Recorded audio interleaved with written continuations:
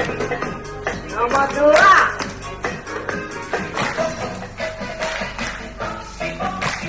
Geser kanan. Seperti ini aktivitas anak-anak di sebuah panti rehabilitasi sosial setiap harinya. Sepintas terlihat biasa-biasa saja. Namun mereka sesungguhnya adalah anak-anak istimewa yang dilindungi negara agar memperoleh kesempatan hidup yang sama seperti anak-anak lain seusianya. Di antara mereka adalah anak-anak penyintas bom bunuh diri yang terjadi di Surabaya, Jawa Timur 5 tahun lalu, tepatnya pada 13 dan 14 Mei 2018. Salah satu dari mereka bernama Ais. Ais, anak perempuan yang saat itu berumur 8 tahun, selamat dari serangan bom yang dilakukan orang tuanya sendiri bersama kedua kakaknya di kantor Polrestabes Surabaya, Jawa Timur, Senin 14 Mei 2018. Setelah selamat, Ais mendapatkan perawatan medis intensif di Rumah Sakit Bayangkara Polri, Surabaya. Sebulan kemudian, Ais dititipkan di panti rehabilitasi sosial di bawah naungan Kementerian Sosial. Di panti itu, Ais mengalami pergulatan psikis yang deras dan trauma yang berat. Banyak yang menghakimi tindakan keluarga Ais, namun tidak banyak yang tahu bagaimana penderitaan Ais.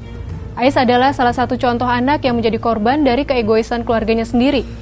Dan inilah kisah Ais yang dituturkan psikolog klinis saat melakukan asesmen dan intervensi psikologi Ais selama 9 bulan lamanya.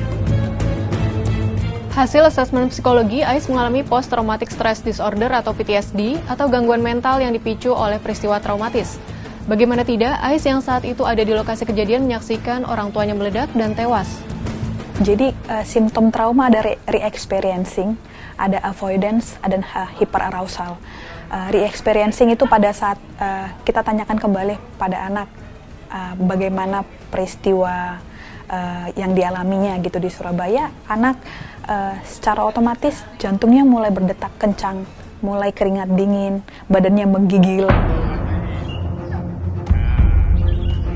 Selain mengalami PTSD, Ais juga didiagnosa memiliki tingkat violence atau kekerasan dan takfiri atau mengkafirkan yang tinggi. Ketika ditanya, mau nggak sama tante ngebom? Mereka bilang mau. Dan siapa yang harus kita bom itu? Mereka bilang orang-orang kafir. Orang-orang kafir itu adalah orang yang berbeda agama, yang tidak punya iman kepada Allah. Kemudian orang yang polisi dan PNS. Di sini bisa kita lihat level takfir yang tinggi, kemudian level commitment to violence yang tinggi. Nah, kemudian faktor protektif rendah karena anak sudah kehilangan orang tua. Kemudian anak juga dipisahkan dari kondisi awalnya, dicabut dari akarnya, ditempatkan di kondisi yang baru gitu.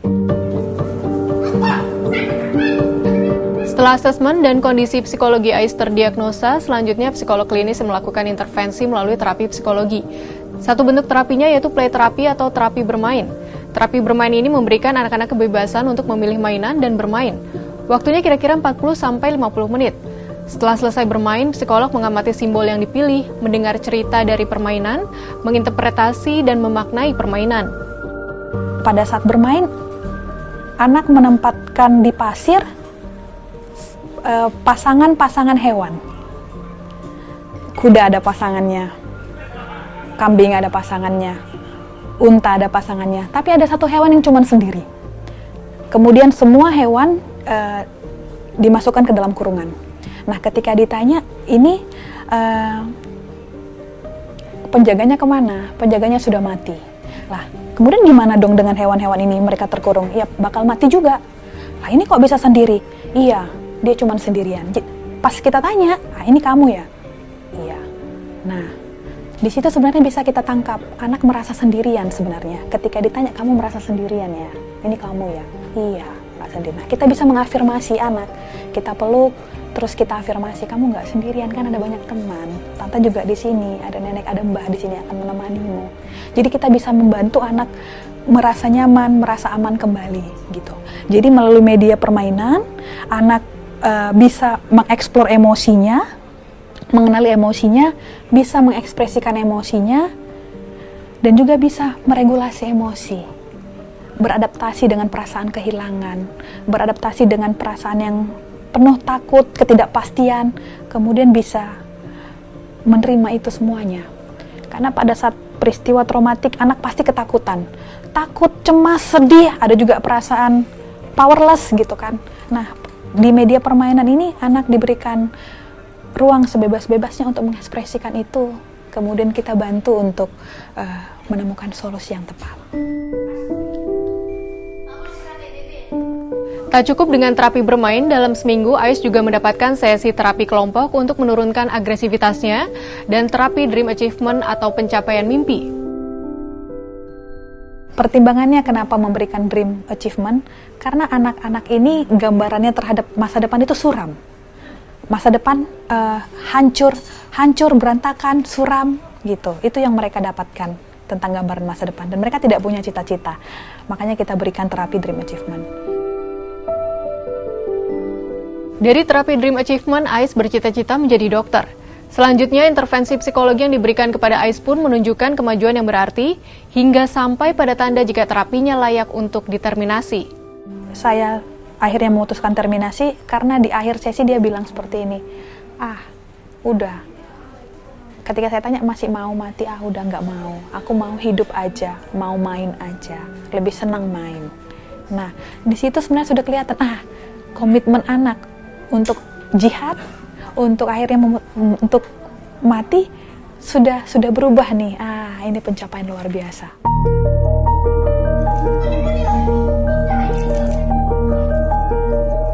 Setelah intervensi psikologi melalui terapi kelar, selanjutnya Ais didorong menjadi lebih toleran dengan orang yang berbeda. Ais mulai bergaul dan bermain bersama dengan kelompok lain di panti rehabilitasi sosial di luar kelompok anak yang orang tuanya terlibat bom Surabaya 2018. Sampai akhirnya 9 bulan terlampaui sudah. Kemana hidup dan perjuangan Ais meraih masa depan dan cita-cita akan berlanjut di saat orang tua tak lagi ada dan keluarga tak ada lagi yang mau menerima? Akankah ada jaminan jika nantinya kerentanan Ais terhadap radikalisme tidak akan tumbuh subur saat dirinya tumbuh menjadi remaja dan dewasa? Sebenarnya ini peran pemerintah, juga pemerintah daerah, untuk mencari kalaupun anak mau ditempatkan di pesantren, kira-kira siapa signifikan other yang bisa membantu. Pengganti orang tua yang benar-benar bisa mengasuh anak dengan penuh penerimaan dan cinta kasih ya. Pengganti orang tua yang bisa menanamkan nilai-nilai baik kepada anak. Pengganti orang tua yang bisa mengajarkan nilai-nilai agama yang benar kepada anak. Pengganti orang tua yang mau gitu membantu anak supaya kembali ke kondisi anak. Jadi anak kan hanya sementara waktu sama kita dan nanti mayoritas waktunya itu di komunitas. Dan kalau mau tumbuh kembangnya itu seperti anak pada umumnya, harus ditempatkan di komunitas yang benar-benar kondusif, komunitas yang toleran, yang bisa membantu anak mengembangkan sejumlah kapasitas yang harusnya anak lainnya miliki. Gitu. Jadi ini harus mendapat perhatian khusus dari pemerintah. Anak-anak kita ini sudah punya cikal bakal itu di pikirannya, gitu. Nah, itu yang harus terus kita antisipasi, gitu. Supaya pada saat dia mendapatkan nilai-nilai baru yang terinternalisasi, ya PRON itu tidak akan tumbuh lagi, tidak akan subur.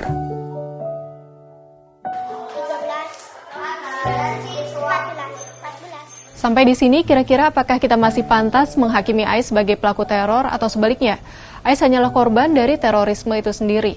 Anak-anak ini tidak pernah memilih kan di mana dilahirkan. Mereka tidak pernah bisa memilah ajaran apa yang mereka terima. Mereka tidak pernah bisa memilih di komunitas apa mereka ditempatkan. Mereka tidak pernah bisa memilih atau menolak ajaran dari orang tuanya. Iya. Mereka lahir di kondisi yang seperti itu, mendapatkan perlakuan seperti itu gitu dari orang tua. Ya tidak adil. Ya mereka korban paham radikalisme. Tidak adil kalau kita juga memperlakukan mereka seperti pelaku. Sementara mereka tidak pernah bisa memilih untuk mendapatkan paham-paham itu. Nah, ini yang harus diketahui masyarakat juga.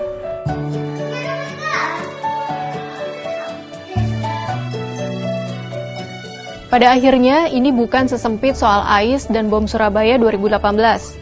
Ada kesalahan kita sebagai masyarakat yang membuat kondisi terorisme makin subur dan merugikan Indonesia. Kita bicara masyarakat, kita juga melihat budaya yang sudah tergerus ya. Dulu kan budaya kita kan kekeluargaan, kohesif, masing-masing orang saling memperhatikan. Kalau sekarang masyarakat kita nggak kayak gitu, individual. Tidak peduli lagi, kamu mau sakit, mau capek, mau miskin, mau lapar, nggak peduli. Gitu. Akhirnya kejadian ini karena kita juga yang salah. gagal sebagai masyarakat karena budaya tadi, budaya kekeluargaan, budaya kohesivitas mulai bergeser.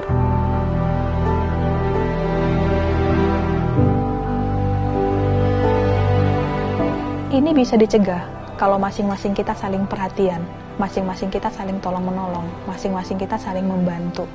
Kalau masing-masing kita ini mau menyisihkan sedikit waktu untuk bersilaturahmi, berinteraksi dengan tetangga kita yang di komunitas kita gitu loh.